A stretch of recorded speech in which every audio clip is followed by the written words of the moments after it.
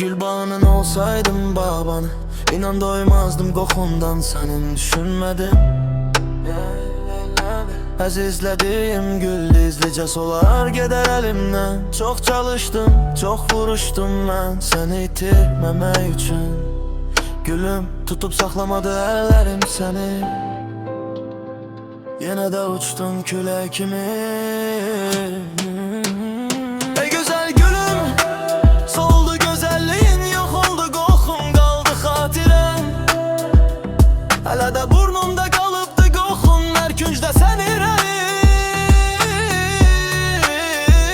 gəzirəm. Gülüm, bir zaman evimin bağçasındaydın, indi kimlərin ildanındasan. Hər kəs qoxundan məst olardı sənlə, mən isə sənsiz sərxoşam indi. Bir zaman evimin bağçasındaydın, indi kimlərin güldanındasan. Hər kəs qoxundan məst olardı sənlə, mən isə sənsiz yanmışam indi.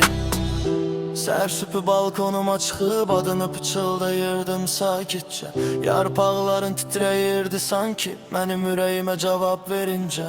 İndisə gedib baxıram gizlin köhnə torpağın qapısına. Bir zaman evimin bağçasındaydın, indi bitib sən məzar üstündə. Ey gözəl gülüm, soldu gözəlliyin, yox oldu qoxun, qaldı xatirən.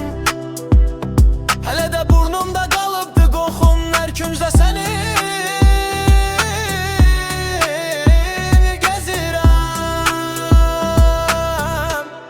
Gülüm, bir zaman evimin bağçasındaydın, indi kimlərin güldanındasan. Hər kəs qoxundan məst olardı sənlə, mən isə sənsiz sərxoşam indi. Bir zaman evimin bağçasındaydın, indi kimlərin güldanındasan. Hər kəs qoxundan məst olardı sənlə, mən isə sənsiz yanmışam indi.